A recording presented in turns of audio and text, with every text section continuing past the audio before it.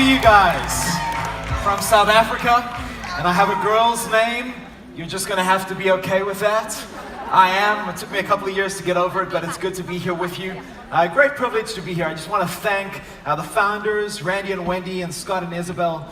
Just a phenomenal privilege and a phenomenal company to be a part of.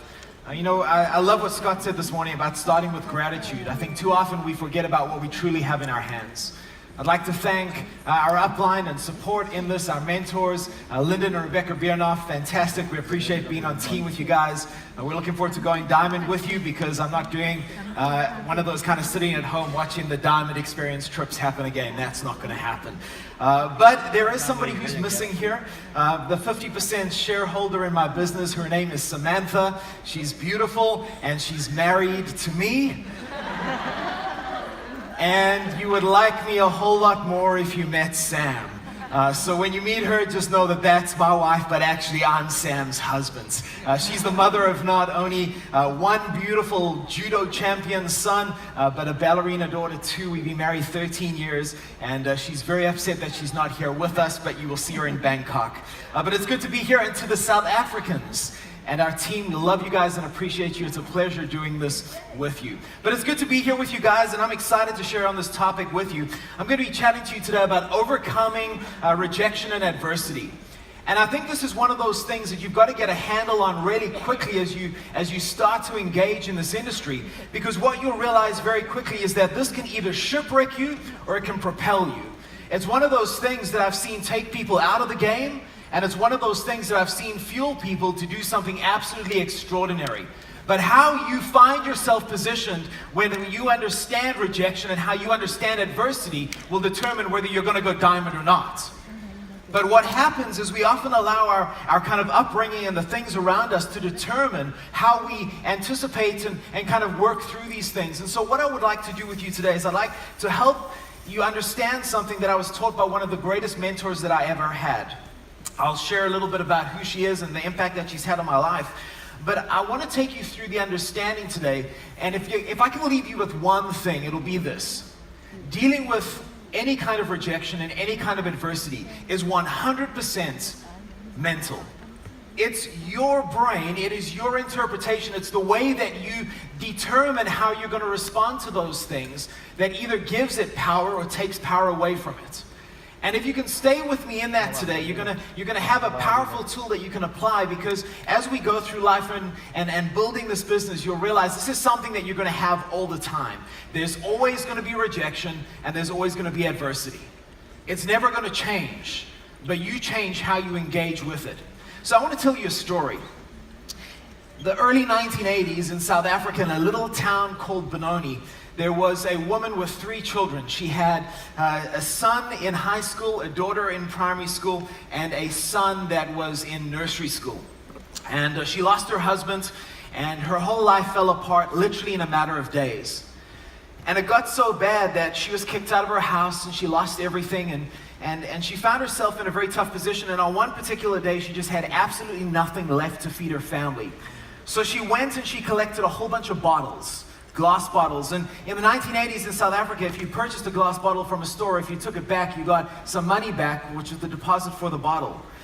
And she took her little son, who was a toddler, and she put him in the pram, and she put the bottles in underneath the pram, and she kind of got dressed up as best as she could, and she pushed the pram down the road, and she walked down to the local corner store, and she walked into the store and unpacked the bottles. Now, usually what happens is you would go and buy something and then kind of use the bottles to offset it, but there was nothing there to feed the family because it was all kind of junk. So she was unpacking the bottles, and the shop owner looked at her and he said to her, "You didn't buy those here. I'm not giving you a cent for them." And she looked down at her son in his pram, and she looked at the shop owner and she said, "That's okay." And she packed the bottles back and she walked to the next store until somebody gave her money to feed her family. Now this very lady, went on to realize she had to do something significant for her family. And that one lesson that she went through was somebody who didn't even realize the circumstance that she was in, that rejected her and put adversity right in front of her, set her course on an entirely different trajectory. Because what that lady ended up doing was getting involved with a direct selling company in the 1980s in South Africa with no house, with no car, and with a kid that she had to look after. And she pushed this little boy around in the pram and went from door to door to door in South Africa, trying to convince people in the 1980s that it would probably be a good idea to take a look at vitamins and minerals. Now, this lady didn't just have it easy. Doors were slammed in her face. People would pretend not to be home. Some people would be gracious. When people said to her, well, why aren't you driving? She'd say, well, it's such a beautiful day. I'm just going out for a walk. You see, this lady went on to do something remarkable. Not only did she start to make some money, but she started to make enough money to put all of her kids through school, to help them establish themselves, and to become one of the top female networkers on the continent of Africa. Now, the reason I want to share that story with you today is because I was the little blonde-haired, blue-eyed kid in the pram. And my mom...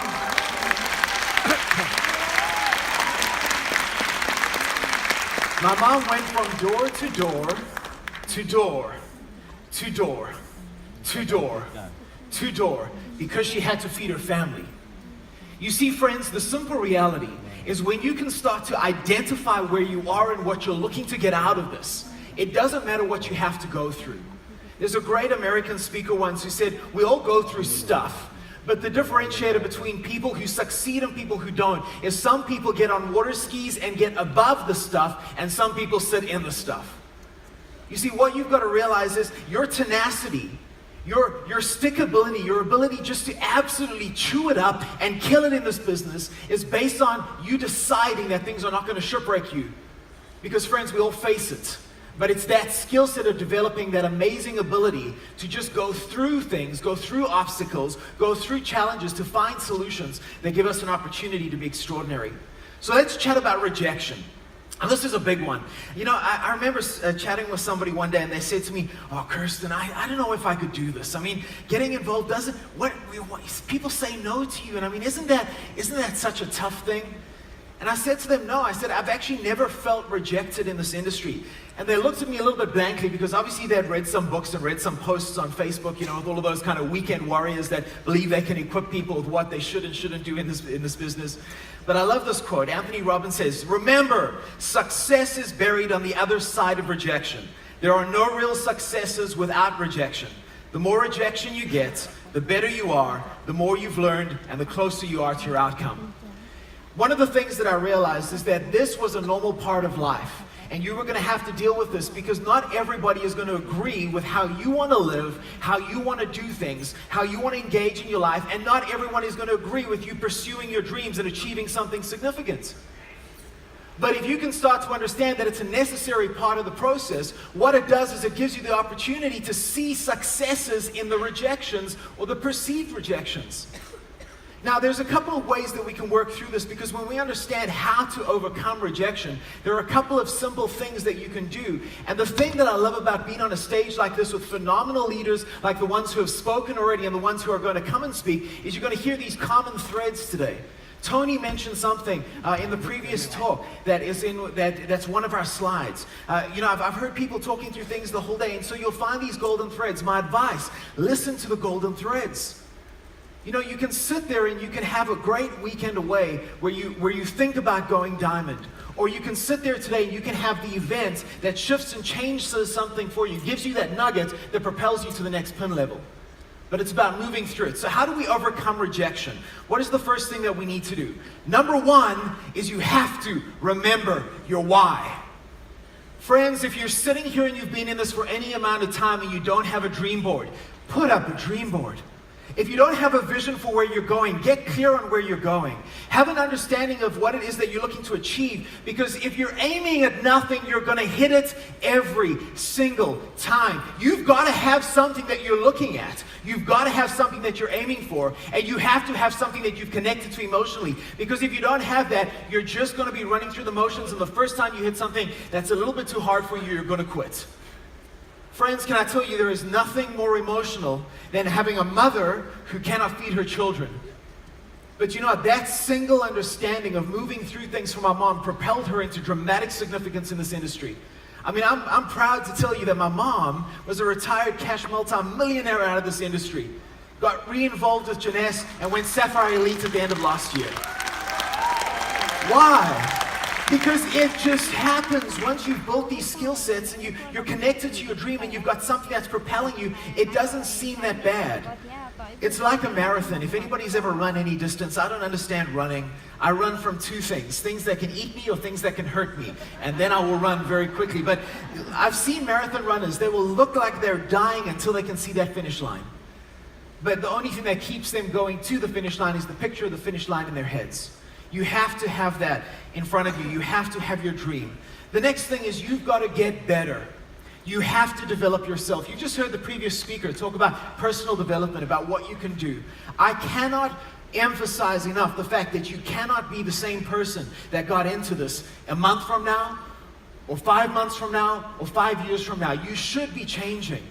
Your outlook should be changing. Your thought process should be changing. Your skill set should be developing. You have to get to a position where you realize that you have to become better. There's not one person who sits in the front row who has achieved the rank that you're aspiring to achieve that hasn't had to change somewhat. And friends, your growth will determine the size of your business. Your personal development will determine the size of your business. My encouragement to you is develop as much as you can. Learn from the process. Don't hate the process, because when you do that, when you become anxious around this, what it does is it puts you in a negative space. You've got to find yourself in a position where each and every process that you move through, each and every part, each and every success or perceived failure is something that you appreciate and that you enjoy. You've got to move through it. You've got to continue growing. One of the greatest mantras that I have up on my wall, and I say this to myself every morning, is every day, in every way, I'm getting better and better. Because when you become better and better, the things that slow you down and trip you up become further and further apart. You see, I love hearing the leaders talk about listening, and I love hearing the leaders talking about connecting and communicating. You have to do those things. But if you're not naturally skilled in some of these things, you have to become better at them. So practice them. No one just lucks out into dramatic success. You've got to measure the measurables. Now, this is the one that I really want to emphasize that Tony mentioned. We go into an opportunity, kind of sit down or coffee or whatever it might be, and what we perceive is that our responsibility is what that person says at the end of the presentation. Yes, I'm interested, or no, I'm not. That's not your job. Your job is to get out there and share this opportunity with people and allow them to make a decision for themselves. You've got to divorce yourselves from the result and do the best that you can with the process. When you can measure the things that you need to measure and you adjust yourself to those things, that gives you dramatic opportunity. Because in those things you can start to understand, this is what I can adjust, this is what I'm in control of, these are the things I can tweak, but I have absolutely no way of ensuring this happening. So what do? I work here. And you become better at these things. You measure the measurables, and where you find yourself wanting, you fix those things.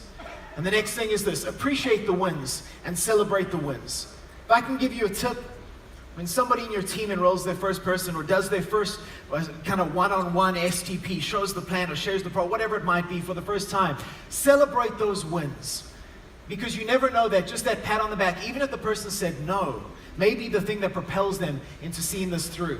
Because when you appreciate the wins, what you do is you understand that the process is absolutely remarkable. Now, adversity is one of those things that I suppose we could call rejection and adversity. Something that comes up against us, that rises up against us. But I love what C.S. Lewis has to say about it. C.S. Lewis says, hardships often prepare ordinary people for an extraordinary destiny. Friends, there's not one person that I've met in network marketing who's achieved significance that was dramatically awesome the second that they were birthed.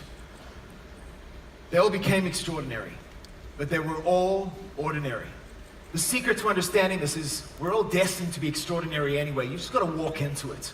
And so how do you overcome adversity? There's a couple of tips that I can give you. The first one, connect with your dream. Have a clear view of where you're going. I hope you get the emphasis on this. It's been on 2 slides, exactly the same words. Everybody got it. That was terrible. Thank you, I appreciate it. Lyndon said to me, be careful if you're going to engage with the crowd. Lyndon, I just did it, buddy, and I crashed and burned. Connect with your dream. And remember this, adversity is going to be the norm. There is nothing in life that you will achieve that will create dramatic significance without it being hard. Friends, marriage is hard, but it's fulfilling. Raising kids is hard, but it's fulfilling. Building a business like this is hard, but it's fulfilling. You see, if you want significance, you've got to realize you're going to have to go through some stuff to get to it. So just accept it. When you accept it as the norm, you know what happens? It's not something that you feel as fearful. You've got to stay positive. One of the best personal development tapes I've ever heard is a guy who starts out, and for the first about 3 minutes on the CD, he says this: always be positive. Always be positive. You know, we're negatively wired. We make things worse than they are. It's our natural nature. That's kind of who we are.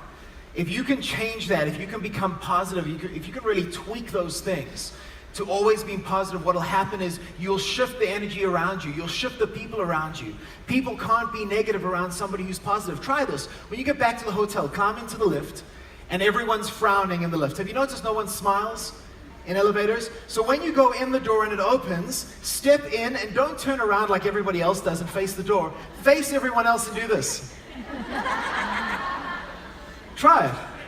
Do you know what everybody does? They laugh, or they smile, or they wonder if you're going to hold them up and try and steal something. But it's okay, you're going to get a response either way. But if you stay positive, it's amazing what your countenance can do to the people around you.